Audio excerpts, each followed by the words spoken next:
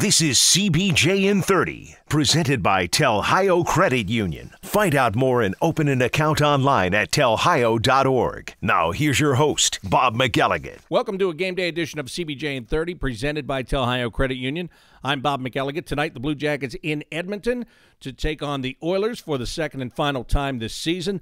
The last time the two teams met, the Oilers embarrassed the Blue Jackets at Nationwide Arena by the score of 4-0. Tonight, the Blue Jackets need a win.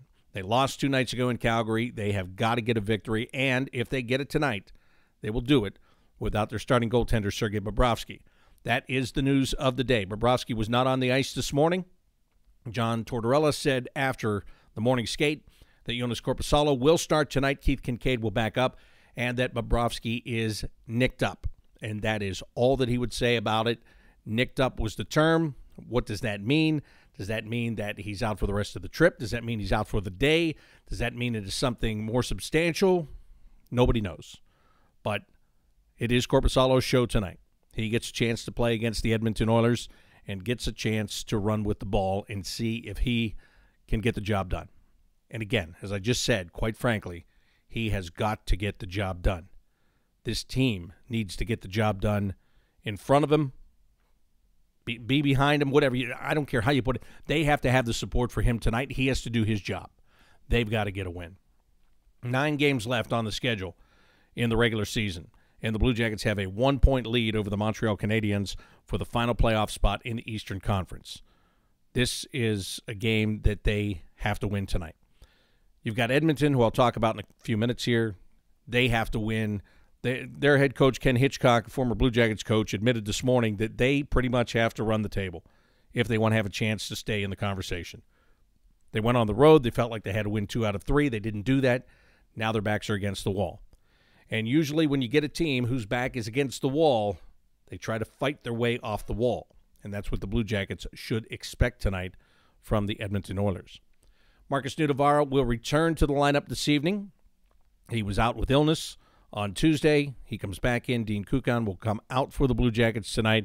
Also coming out is Lucas Sedlak, who rung one off the post against the Calgary Flames. He wasn't the only one. There were a few others. But he is not going to play tonight. Eric Robinson will take his spot in the lineup with Brandon Dubinsky and Riley Nash on a 4th line. So there you go. That means that Wenberg stays with Jenner and Bjorkstrand. You've got Duchesne playing with Dzingel and Anderson. And then you've got the top line of Artemi Panarin, Pierre-Luc Dubois, and Cam Atkinson. And let me shift the focus to that line right now. That line looked much better in Calgary the other night. Looked much better. They don't have anything to show for it in the way of points, but they looked better. There was more time that they spent doing the job in their defensive zone. When I talked to John Tortorella before Tuesday's game, he told me the key for that line was to do their defensive job, to do the job in their own zone, not to be trying to fly the zone, not to be trying to create offensive opportunities and forget about your defense, that they had to play defense first. And that's what would help them to become better. And they did that the other night. They did a much better job of it. They had chances. They certainly had chances. They just didn't bury them. And that's a combination of the goaltending for Calgary, which, listen, David Riddick did a fine job, but I just thought almost everything the Blue Jackets shot, they hit him right in the chest. The shot selection was just okay. They can talk about their scoring chances, 25 scoring chances and this and that, but when you hit the guy in the middle of the chest, unless you're going to blow it through him, which you're not, it's not going to go in the net. So take that for whatever it's worth. But anyway, that top line, they looked more at ease. They looked more like themselves. Because this is a line the Blue Jackets have relied upon, mostly the only line they've relied upon throughout the entire regular season. Remember when John Tortorella famously said in Winnipeg, I have one center that's playing right now? One center. That was Pierre-Luc Dubois. And Tortorella has also admitted that in the last couple of weeks, Dubois has been tired. They put a lot on him. He needs to get through it. And they needed to kind of regulate his minutes a little bit more. He couldn't do that until the trade deadline when Matt Duchesne showed up. That changed a lot of things. Maybe some for the good, some for the bad. I don't know. But in any event, that line has to be a dominant line through these next couple of weeks if you want the season, if they want the season to go beyond the next couple of weeks. They have got to get back to playing how they can play on a consistent basis. Earlier today, I did have a chance to catch up with the anchor man on that line, the man in the middle, the centerman, Pierre-Luc Dubois. Over the course of the last couple of games, you and your line you've been out there not getting the same kind of production that you had. It looked like you stepped it up in Calgary a little bit, all three of you. What changed? Is it a mindset thing? What needed to change on your line there? I think a lot of things, but I think before that we had a couple of good games, just couldn't string them back to back most of the time. I think we talked about it, and we did a really good job in Calgary of, I think, supporting each other, being good on the forward check, playing connected, playing together, and I think that's what made the difference. I asked John Tortorella a game or two ago about you and your ability to drive that line, and he has said that at points this year that he's put a lot on you and it has worn you down, and that you need to learn how to get through that and all that stuff, in a positive way. But do you feel like that? Do you feel like you're getting on the other side of that, and it is your responsibility to drive that line a little bit? Yeah, a little bit. Like I said, we talked about it as a line, and I think as a centerman, and how I can play. I can get on the forecheck, win those one-on-one battles. I think, I don't think I was doing enough of a good job in certain areas of my game that hurt the line. I'm trying to get back to it. And I'm 20 years old, and like Todd said, he thinks it could be a lot, and but to me it's just fun. It keeps me busy. It keeps me having fun, keeps me finding a new challenge. So it's fun. Is there any challenge to it when you're playing with two guys that love to score, or they love to have the puck on their stick?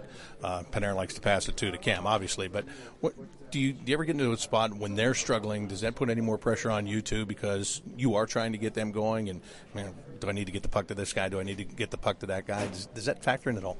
Not really, honestly.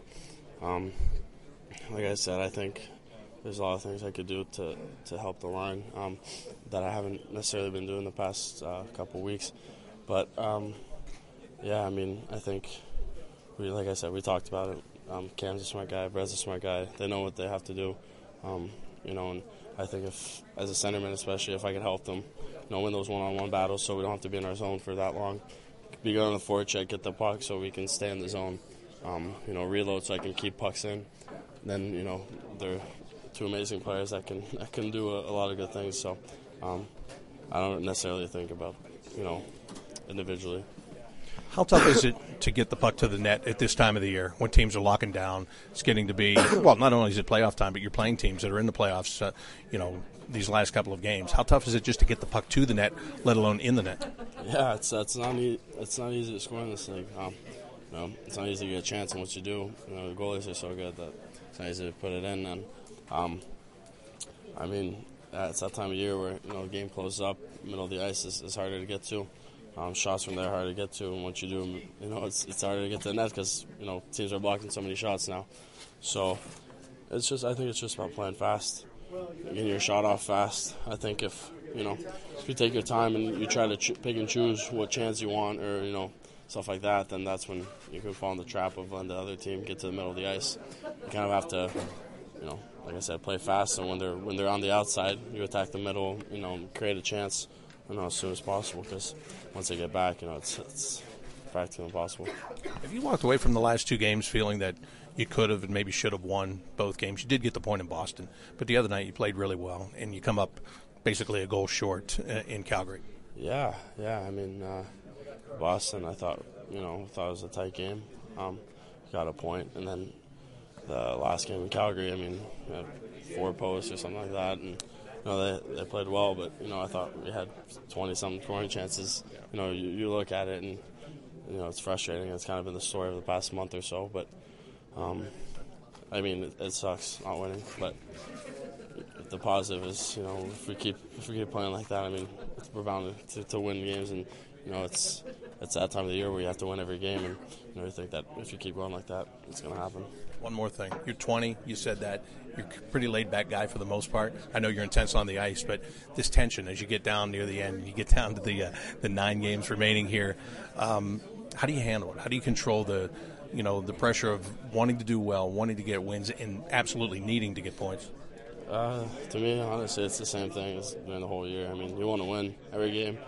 Obviously the points now are very important, but, maybe if we won, 2 more games in October, we'd be in a different situation right now. So it's a long season. There's a lot of games, but, it's as important, I think.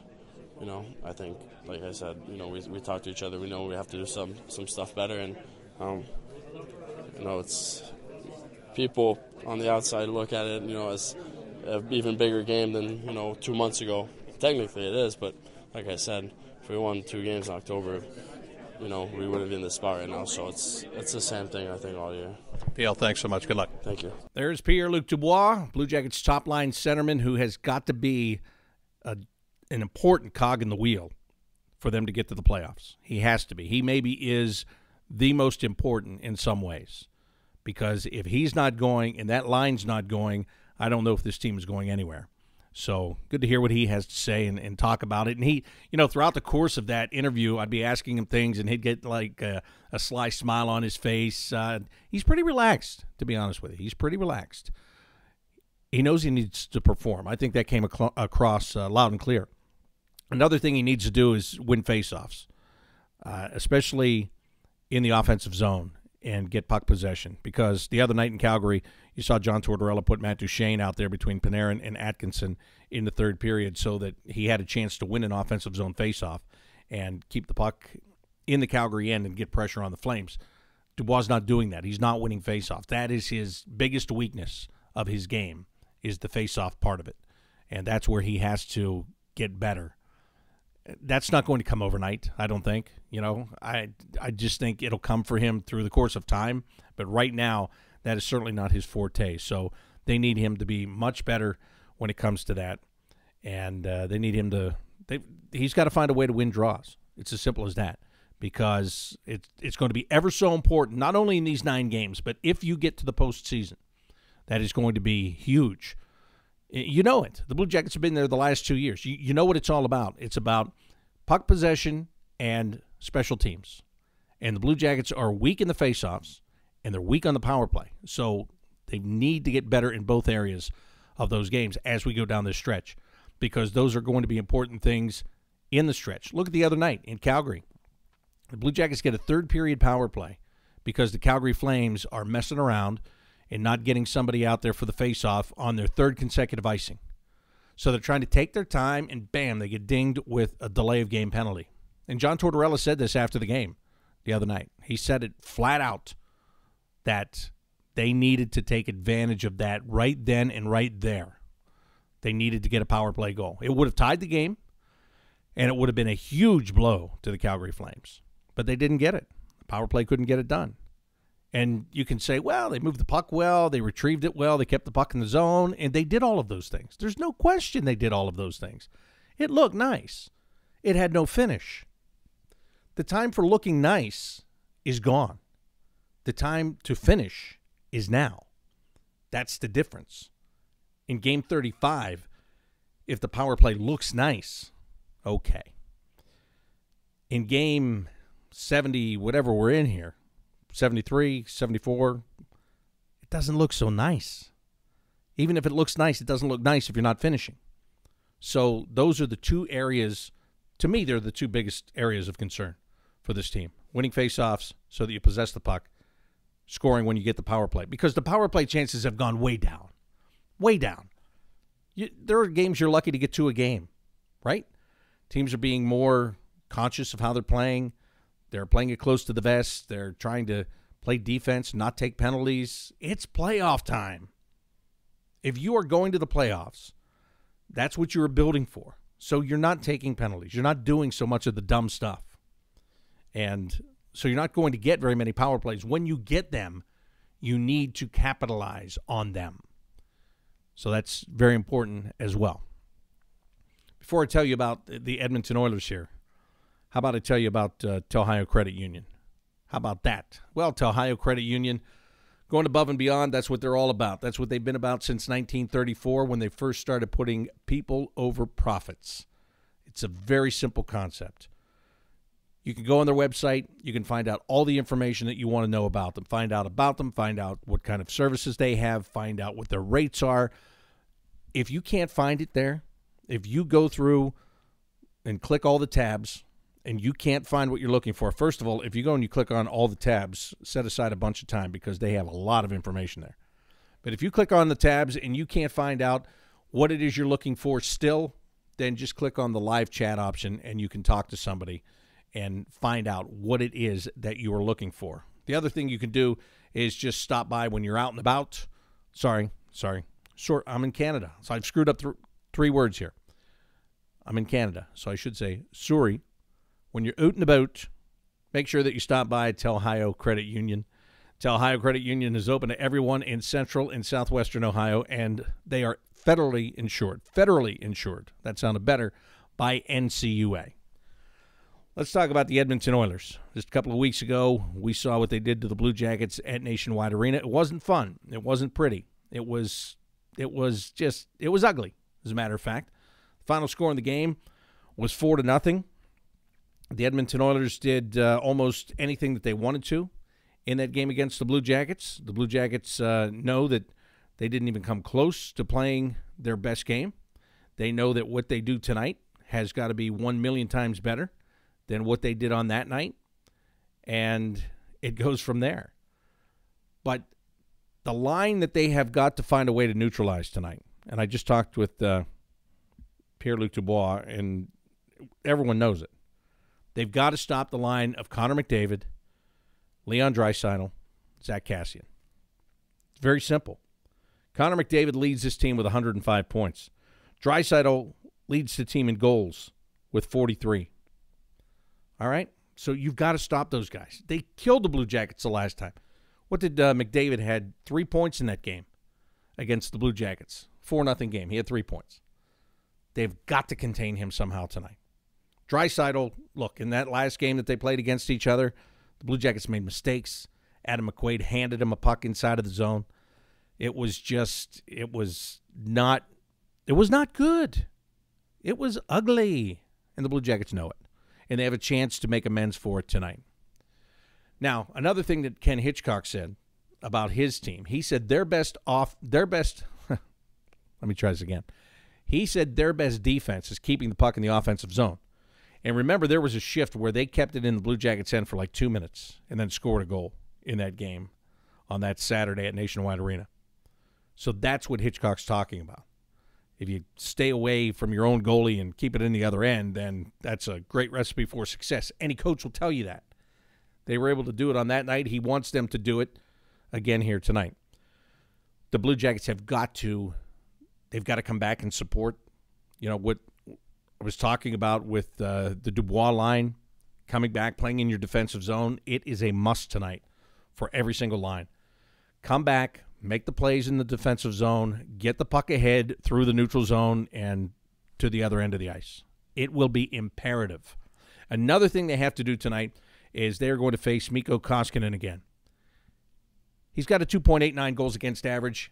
I didn't think he was that great. In that game on that Saturday, I thought it was yet another game where the Blue Jackets shot the puck where the goalie could make a relatively easy save. Hit him in the chest, shoot it at his glove. You've got to get the goaltenders moving, and you've got to get rebounds. That's another thing. Watching these last couple of games, when's the last time the Blue Jackets scored a rebound goal? When is it? Look at the 2 goals the other night in Calgary. First one, Werenski, great play in the neutral zone, gets the puck, comes into the left wing circle, shoots it, one shot and in, boom. The second goal, power play goal, Oliver Bjorkstrand, gets it right wing circle, snipes it underneath the crossbar, one shot in. Oh, that's great. That's great. But at this time of the year, there are going to be teams that score goals, and you better become one of these teams. Teams that score goals, when they shoot, there's a rebound, they shoot again, and maybe even a third time. Goalies are good, defense is good, I get it, but you've got to be able to get to rebounds, and the only way you get to rebounds is if you go to the crease. They have got to go to the crease against this Koskinen kid tonight. I think he is vulnerable. I think he can be had, but they've got to take it to him and bring the pressure tonight. If they don't do that, if they make it an easy night for him tonight, that does not serve the Blue Jackets well at all. So Again, I think this guy can be had, but they've got to make it happen. We can talk about it till we're blue in the face, but if they don't do it, it's not going to matter. They got to bring it to this guy tonight. Put the pressure on him, for sure. Once you get past that top line, there are other guys that are threats on this team, but it is that Connor McDavid line. Listen, what do the Edmonton Oilers have? If you say to somebody, maybe not even a casual person, but any hockey fan, name me one player on the Edmonton Oilers, who are they going to say? Who are they going to say? Are they going to say Sam Gagner, who I like? No offense to Sam. No, they're not going to say that. Are they going to say Chris Russell, who I like? No, they're not going to say that. They're going to say Ryan Nugent-Hopkins? Maybe.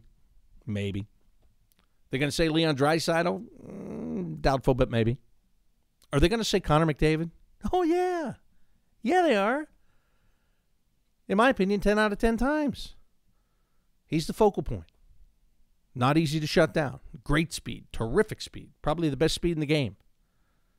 You got to shut him down. Remember here a couple of years ago, not in this building, in the old building, first time we saw him play, and Korpisalo was in net. And he scored a goal that was like, it was ridiculous. Just what he did, the way he came in, and he got separation, and he did about 45 moves with his hands and put the puck in the net. And then later, or was it, I don't remember if it was right after the goal was scored or if it was later on a play, Korpisalo was talking to McDavid. And they were having an obvious conversation, which is weird between the goalie and an opposing team member. And I remember asking Jonas afterwards, what were you and McDavid talking about? And he goes, I was just asking him how the hell he did that. So this is a dynamic guy. You better find a way to get a body on him tonight. You better make him make adjustments, because if you don't, he'll make adjustments that you do not like, that you will absolutely positively hate. So you have got to dictate his game tonight. Easier said than done.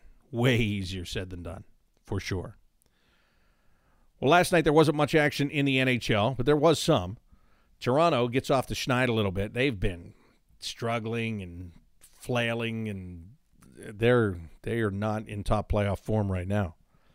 But last night they were in Buffalo, which is kind of a cure-all for many teams, and it was for the Leafs last night.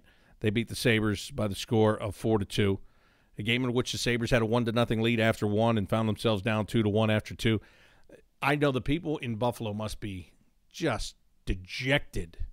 They were the best team in the league in December. The Stanley Cup is awarded in June. 6 months, right? That's where you learn. Don't get too excited, because there's a long way to go. Capitals came back to tie the Lightning late in the third period last night, forced overtime, and then Victor Hedman scored a goal. He had the best quote after the game. He said, and I'm not reading it directly, but this is what he said. I have all, but maybe I'll miss one or two words here, but here's the gist of it. He said, I came in, I looked at my options. I didn't like my options. I blacked out and I scored the goal. So, basically saying, look, that's not my forte to come in one-on-one with the goalie. But he made a move and he froze Braden Holtby, took the puck around him and put it in, and that's how Tampa got their second point last night. Vancouver-Ottawa was interesting. Vancouver was up by a bunch. Ottawa gets back in the game. It was 4-0 Canucks at the end of two. The Senators scored 4 in the third period, but Vancouver scored 3. So 7-4 was the final there. That game just reeks of ugly to me. And then you had Winnipeg going into Anaheim and doing exactly what they should have done. They shut out the Ducks 3-0. Standings in the East Metropolitan Division. Washington 94 points, Islanders 91, Pittsburgh 89. In the Atlantic, Tampa Bay, 118, runaway winners. Boston, 97, Toronto, 93. Wildcard teams, Carolina with 87, Blue Jackets with 84, Montreal right out of the playoffs with 83 points. That's it. 9 teams vying for 8 spots. Over in the West, in the Central, Winnipeg, 92 points, Nashville, 89, St. Louis, 84. In the Pacific, Calgary, 97 points, San Jose, 94 points, Vegas, 87 points. Dallas with 82 points, and Arizona 78 points, 2 wildcard teams right now. Minnesota and Colorado are both in it. 77 points for the Wild, 76 for the Avalanche. So there are two teams right there within 2 points. If you're Arizona, you're looking over your shoulder. Chicago's got 74. Maybe they're still in it. Vancouver has 74, and there's no chance they're in it. So that's what's going on with the standings. Now, what about the other games that are going to be played tonight? I'll tell you what they are. And the Blue Jackets will be interested in some of these. Like Tampa is playing at Carolina tonight. So it would be nice if the Lightning were to win another game. The New York Islanders are playing in Montreal against the Canadiens. It would be nice for the Islanders to get off the schneid tonight and get a win, even though that's going to help them with points. But at this point, pardon that pun, who cares? Pittsburgh is in Nashville to take on the Predators this evening. The Flyers are in Chicago. They will play against the Blackhawks. Elsewhere tonight, the Bruins are in New Jersey to take on the Devils. Florida's at home to play against Arizona. That's an important one for Arizona, trying to stay in a wild card spot. Detroit is at St. Louis tonight. It is Colorado playing in Dallas. Big one again for the Avalanche. The Ottawa Senators are in Calgary this evening. Vegas Golden Knights at home against the Winnipeg Jets. And San Jose Sharks are just down the coast in Los Angeles to take on the Kings. Tonight, the Blue Jackets and the Edmonton Oilers, 9 o'clock face-off Columbus time. Pre-game coverage starting at 8:45 on the Blue Jackets radio network, including our flagship station, 97.1 The Fan in Columbus. You can also get the game through your phone by using the Blue Jackets app or the TuneIn app, and you can get it on your computer at bluejackets.com, your computer or your laptop, whatever. You know by this point in time. There's no question. Blue Jackets need to split the season series. They need a win tonight here in Edmonton before they continue on and play against Vancouver to wrap up this road trip on Sunday. But one game at a time, it's the Blue Jackets and the Oilers tonight. Until then, I'm Bob McElligott saying so long.